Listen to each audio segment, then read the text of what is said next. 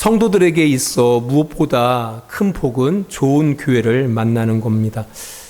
근데 문제는 성도가 좋은 교회를 선택할 능력이 부족하다 보니까 분별하기가 어려워요. 이제 그러다 보니까 결국 이제 다니다 보니까 좋은 교회를 만나기도 하고 다니다 보니까 참 조금 다니기 싫은 그런 교회를 만나기도 한다라는 겁니다. 모든 교회가 다 좋은 교회면은 얼마나 좋겠습니까? 이제 그러나 다 나쁘지는 않습니다. 우리 좋은 교회가 우리 주변에 많이 있다라고 생각합니다.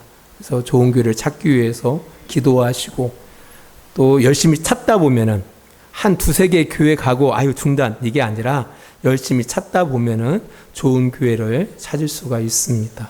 그리고 이미 어떤 교회에 속해져 있다 한다라면은 자신이 속한 교회를 정말 좋은 교회를 이루기 위해서 또 노력하는 그런 성도들이 되어야 할 것 같습니다. 기대하기는 우리 주양교회가 좋은 교회이기를 바랍니다.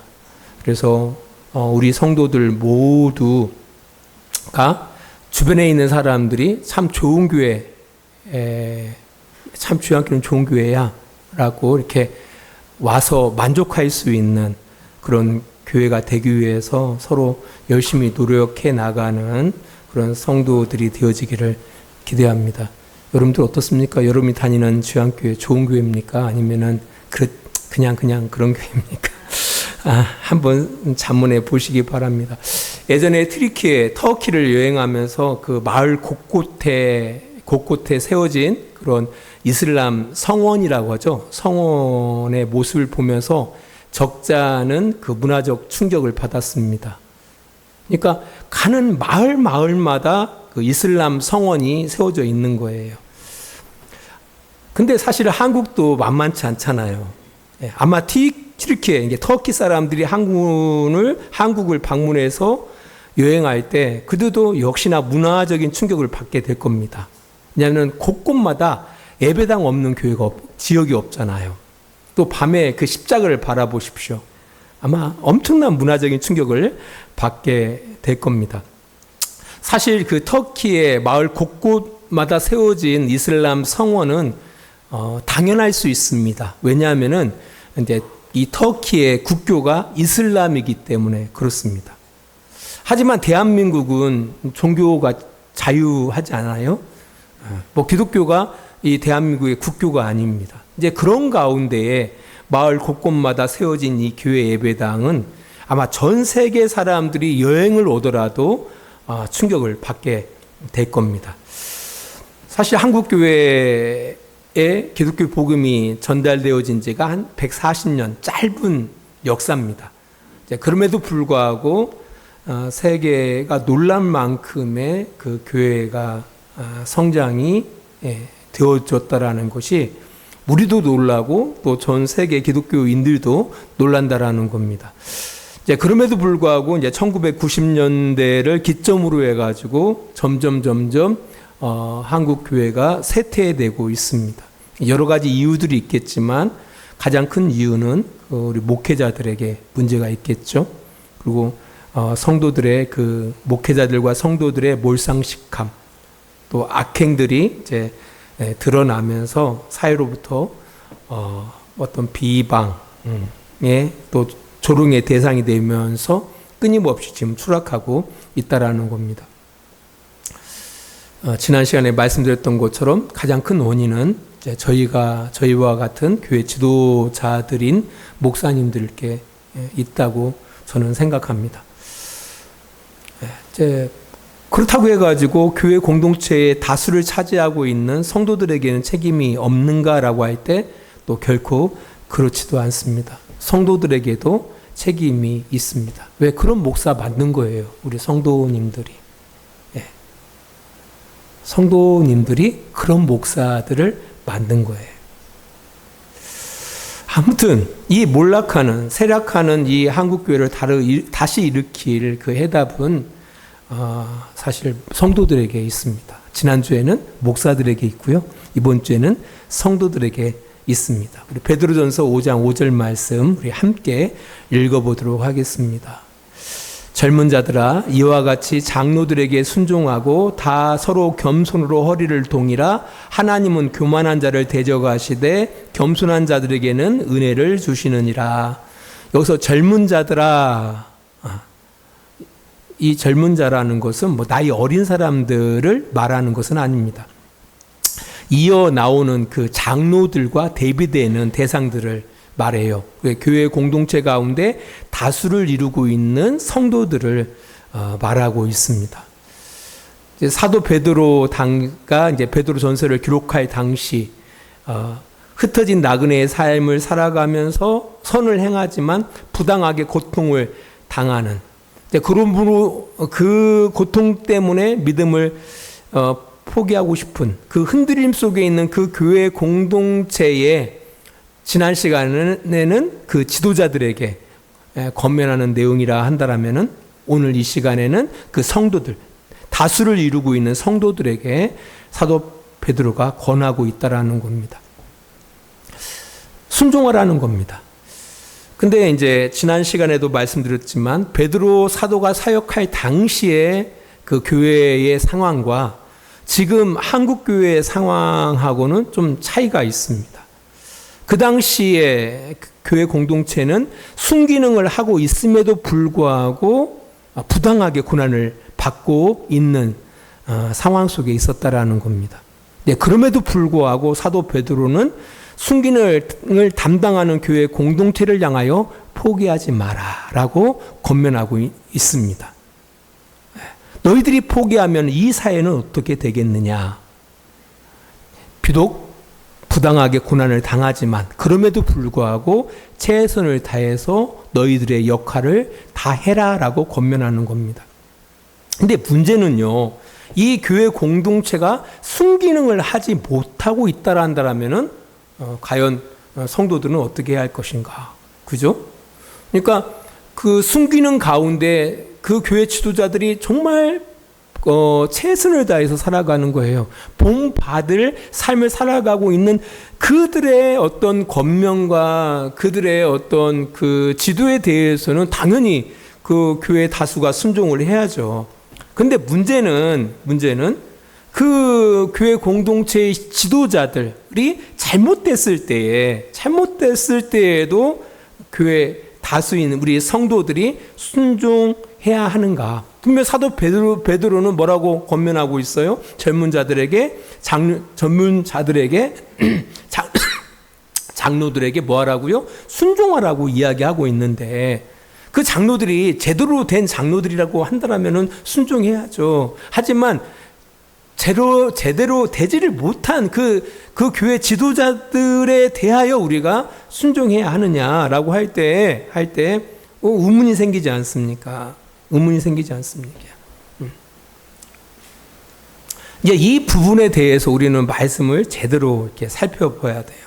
우리 중간 부분에 바라보니까 장로들에게 순종하라 라고 이야기하면서 그 이어서 어떤 내용이 기록되어 있습니까?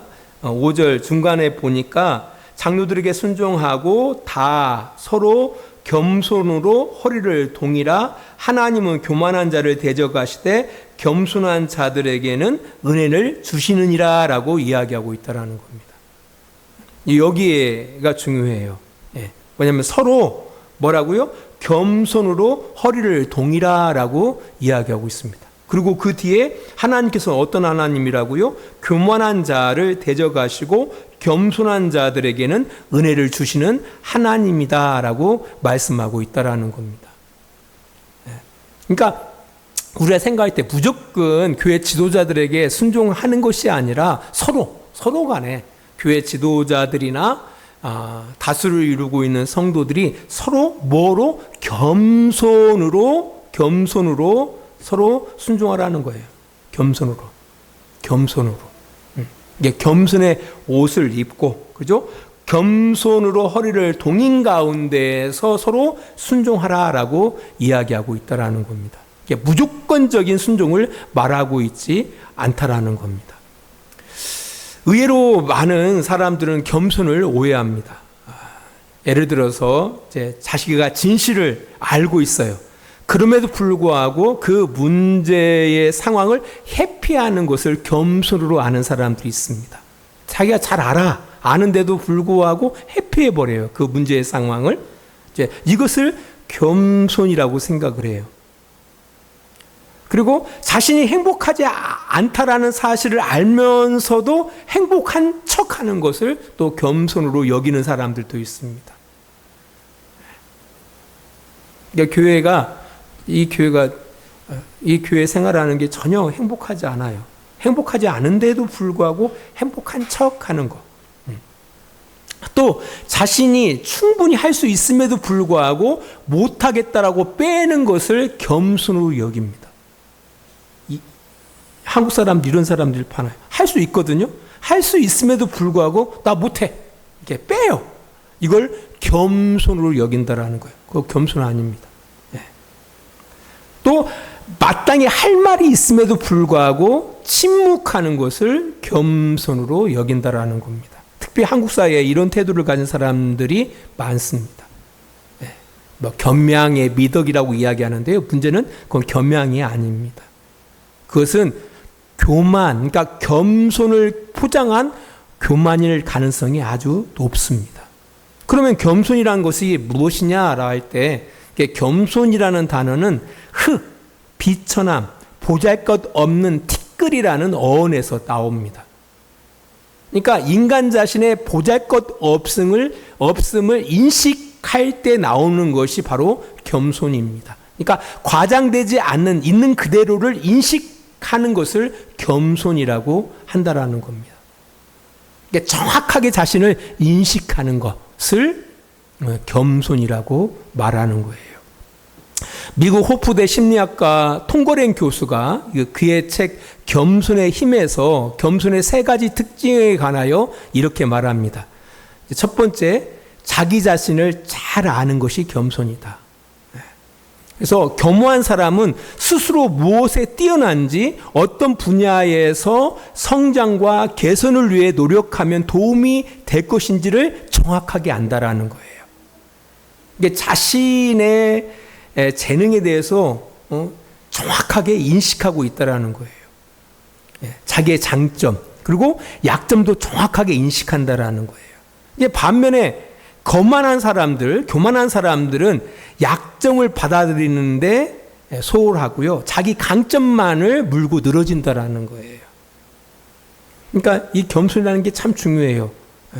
자기 자신을 알므로 시작해서 세상을 정확하게 파악하는 그 도구가 바로 이 겸손이라는 겁니다. 두 번째 특징이 겸손은 정직하고 검허해지려고 노력한다라는 겁니다. 그래서 겸손함이라는 것은 어떤 칭찬과 영광을 다른 사람들과 나눌 뿐만 아니라 나의 성공에 많은 사람들이 도움을 주었다라는 사실을 인정한다라는 거예요. 인정해. 그러니까 내가 지금의 나됨은 나 혼자 잘나서가 아니라 내 주변 사람들의 많은 도움을 통해서 지금의 내가 되어졌다라는 것을 이렇게 인정하는 사람이라는 거예요. 또한 이런 경우도 있죠. 그 사람에 대한 어떤 비난이나 비판을 기꺼이 받아들인다라는 거예요. 누군가가 나의 어떤 잘못됨에 대하여 비판할 때 그 비판을 받아들인다라는 거예요. 기꺼이 받아들인다라는 거예요. 왜? 그것이 자기가 못 본 것이지만 자기일 수 있잖아요. 그걸 인식함으로 말미암아서 그 비판을 기꺼이 받아들이는 사람이 겸손한 사람이에요. 세 번째로 이 겸손이라는 것은 다른 사람을 향한 그 관심뿐만 아니라 자신을 넘어서는 생각을 한다라는 거예요. 그래서 이 겸손한 사람은 자기뿐만 아니라 이제 우리의 욕구, 공동체의 욕구에도 신경을 쓴다라는 거예요. 그러니까 겸손함이라는 것이 단순히 자기 한 사람만의 어떤 이 문제에서 국한하지 않고 우리 공동체의 욕구를 채운다라는 거예요. 그래서 겸손한 사람을 사람들이 좋아하는 거예요. 왜냐라고 할 때 그 겸손한 사람 때문에 내가 유익하기 때문에. 또 그 겸손한 사람으로 인하여 나의 성장에 도움이 되기 때문에 겸손한 사람들이 좋아한다라는 겁니다. 이런 이 겸손함에 대해서 성경은 또 이렇게 말합니다. 마태복음 5장 37절입니다. 우리 함께 읽어볼까요? 오직 너희 말은 옳다 아니라 하라. 이에서 지나는 것은 악으로부터 나느니라. 예수님께서 하신 말씀이에요. 옳은 것은 옳다 말하는 것이 겸손이고요. 아닌 거에 대해서는 아니다라고 말하는 것이 겸손이라는 거예요. 옳은데 아닌 것 같은데 그거 겸손한 거 아니고요. 아닌데 옳은 것 같은데요? 라고 말하는 것도 겸손한 것이 아닙니다. 제가 요즘 가끔 가다가 제가 유튜브로 국정감사나 청문회들이 요즘 많이 방송되고 있거든요. 보면은요, 참 배운 사람들인데 한결같이 제대로 말을 하는 사람들이 없어요. 제대로 말을 못해요. 예를 들어서 법무부 장관한테 어떤 국회의원이 질문합니다. 당신의 아내가 주위로부터 300만 원 이상의 명품백을 받는다고 할 때 당신은 받아도 돼 이렇게 이야기하겠느냐, 아니면은 받아서는 안 돼 이렇게 이야기를 하겠느냐 질문하니까요, 이 법무부 장관이 하는 말이 글쎄 대답을 못하는 거예요. 대답을 못해요. 다 배운 사람들이에요. 다 판사, 검사. 한 분야에 대해서는 다 최고의 정점을 말 그대로 정점을 차지하고 있는 사람들. 그 정점에 올라간 사람들의 입에서 상식적으로 안 된다라고 이야기하면 되잖아요. 말이 안 돼. 안 된다라고 이야기할 텐데 지금 조사 중이니까 지금 어떤 이유로 어떤 상황 가운데 있으니까 대답하기가 곤란합니다. 이런 식으로. 이게 다 뭐라고요? 이게 겸손한 것이 아닙니다. 그 안에 뭐가 있어요? 교만함이 있는 거예요. 자만함이 있는 겁니다. 빌립보서 2장 2절로 3절입니다.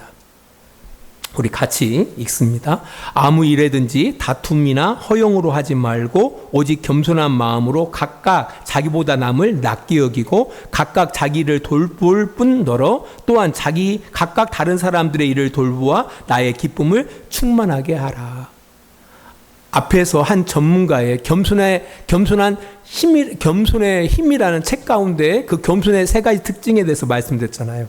성경의 내용과 별반 다를 것이 없어요. 이게 종합해서 이 겸손이라는 단어를 정리해서 이 말씀에 적용해 보면은 바로 모든 성도들은 이런 겸손한 옷을 입고 서로 순종하라는 겁니다. 순종하라는 것. 이런 겸손. 이게 바로 이런 게 바로 겸손이거든요. 이런 겸손함을 가지고서 교회 공동체를 이루면서 살아가야 한다라는 겁니다. 이제 그 가운데 성도들이 마땅히 이 겸손한 옷을 입고 어떻게 살 것인가, 어떻게 교회를 이룰 것인가 몇 가지만 말씀드리도록 하겠습니다. 첫 번째로는요, 먼저 우리 성도들은, 그러니까 아까 말씀드렸잖아요. 겸손이란 것이 바로 뭡니까? 자기 자신을 정확하게 인식하는 거잖아요. 이런 실력을 키워야 한다라는 거예요. 자기를 인식할 줄 아는 능력을 키워야 한다라는 거예요. 우리 자신뿐입니까? 교회에 대해서도 마찬가지죠. 교회가 어떤 곳인가에 대한 분명한 인식이 있어야 돼요. 또 목회자에 대해서도 마찬가지입니다. 목회자가 어떤 존재인지에 대해서 정확하게 인식에 있어야 한다라는 겁니다. 이런 실력을 갖고 있지 않으면은, 실력이 없으면 분별할 수가 없는 거죠. 분별할 수 없으면은 어떤 교회가 말 그대로 좋은 교회인지 그렇지 않은 교회인지를 분별할 수가 없어요. 분별할 수가 없어요. 또 어떤 사람들은 예전에 어떤 자매가 저한테 제가 자신이 어느 교회 다니고 있는데 너무 좋대요, 우리 목사님이 하면서 그 사이트를 알려줘요. 한번 들어보시라고. 제가 들으면서 기겁을 했습니다. 이건 약장사지. 목사가 아니에요. 내가 그 자매한테 교회 옮기라고 했어요. 안 옮기더라고요. 자기네 교회가 최고로 좋대요. 분별력이 없으니까. 실력이 없기 때문에 이 이 교회가 좋은 교회인지 그렇지 않은 교회인지를 전혀 분별하지 못한다라는 거예요. 실력을 키워야 돼요. 실력. 그 실력을 키우기 위해서 여러 가지 것들이 있죠. 그 가운데 가장 중요한 것 한 가지를 말씀드린다면은 의심하시고 질문하시다라는 거예요. 우리 신앙인들이 반드시 가져야 할 기본적인 마음이 있습니다. 그것이 바로 의심이에요. 의심. 뭐라고요? 의심하라는 거예요. 의심. 믿는 사람들은요, 참 잘 속아요. 잘 속아. 저도 잘 속아요. 예. 보이지 않는 하나님을 믿다 보니까 정말 잘 속습니다. 이게 더 많이 의심 모셔야 돼요. 우리 성도들은. 말씀드렸잖아요. 제 아내도 보이스피싱에 속고, 저희 큰아들도 보이스피싱에 속고, 우리 큰딸도 보이스피싱에 속고, 잘 속아요. 왜요? 예, 특별히 믿는 사람이 잘 속는단 말이에요. 그러니까 먼저 뭐 하라고요? 의심하라는 거예요. 의심. 정말인가? 정말 그런가? 의심하라는 거예요. 그리고 의심만 갖지 말고 질문을 하세요. 질문을. 말이 안 되는 질문도 괜찮아요. 끊임없이 의심하시고 끊임없이 질문을 주저하지 마십시오. 여러분들, 이 의심과 질문 없이는 결코 성도는 성장할 수가 없습니다. 예수님께서도요, 제자들을 가르치실 때 끊임없이 뭐 하십니까? 질문하셔요. 그리고 제자들도 마찬가지입니다. 3년 반 동안 제자들은 끊임없이 예수님을 향하여 질문합니다. 의심하고 질문하죠. 예수님은 그들의 질문에 답변하면서 제자들은 커갑니다. 어떤 사람들은 그래요. 야, 의심 많은 도마가 예수님에게 책망받지 않았느냐. 여러분 오해하지 마십시오. 이 도마가 왜 예수님을 통해서 책망을 받았느냐라고 할 때 3년 반 동안 예수님과 함께 동고동락했어요. 3년 반을. 이제 그럼에도 불구하고 어떻게 보면은 정말 아니 너 아직까지 야 하나님의 아들이 너와 함께하고 3년 반 동안 하나님께서 나를 통해서 하나님을 드러내셨는데 아직도 하나님을 보여달라고 하냐? 이렇게 말씀하시는 거예요. 꼭 뭐가 같냐면은 고등학교 3학년이 덧셈 뺄셈을 가지고 질문을 하는 거예요. 그러면 학원 선생님이 뭐라고 말씀하시겠습니까? 야, 넌 아직까지도 덧셈 뺄셈이냐? 이거죠. 그런 것이지 도마의 그런 그 질문을 예수님께서 책망한 게 아니에요. 그 상황을 잘 이해하셔야 돼요. 3년 반 동안 예수님과 함께 동고동락했음에도 불구하고 심지어 예수님께서 죽으시고 부활했음에도 불구하고 그랬다라는 거예요. 여러분 꼭 기억하십시오. 의심과 질문 없이는 결코 성도는 성장할 수가 없습니다. 의심하지 않고 질문하지 않으면요, 그 믿음 맹목적인 신앙이 됩니다. 이것은 신앙을 병들게 하고요, 여러분 개인뿐만 아니라 여러분의 주변 사람들을 고통스럽게 합니다. 이게 진짜 그래요. 오직 이 종교의 악 영향이 얼마나 심했으면은 이 종교를 뭐라고 해요? 아편이라고 했을까요? 아편. 여러분 마약을 먹으면요, 마약을 맞으면 어떻게 해요? 늘 해피해요. 고통을 못 느낀다고요. 자기가 건강한 줄 안다고요. 건강한 게 아니라니까요. 우리 주변에 얼마나 많은 사람들이 이 종교적인 이 마취에 빠져가지고요, 자기 인생이 좀 먹는지를 모르는 사람들이 얼마나 많은지를 몰라요. 꼭 기억하십시오. 여러분들의 실력을 키워나가기 위해서는, 그래서 분별력이 있는 신앙생활을 하기 위해서는 뭐가 필요하다고요? 의심하시고 질문하십시오. 끊임없이 의심하세요. 끊임없이 의심하시고 질문하시기 바랍니다. 두 번째로요, 성도들은 기본적으로 가져야 할 의식을 가지고 있어야 돼요. 이걸 좀 조심스러운데 좀 의식화가 필요해요. 성도들은. 뭐가 필요하다고요? 의식화. 기억해야 할 것은요, 우리 성도들은 유일하신 하나님 아버지 앞에 모두가 한 형제 한 자매입니다. 성도 위에 성도가 없어요. 성도 아래에 성도가 없어요. 어떤 사람들은요, 목사를 어떤 특별한 계층으로 생각하는 사람들이 있어요. 특별히 목사들 사이에. 그래서 뭐 자기 자식이 목사가 되고요, 목사 자식이 목사가 되고요, 그 목사 자식이 또 목사를 또 자식을 갖다가 이렇게 하면은요, 그걸 엄청난 영광으로 바라보거든요.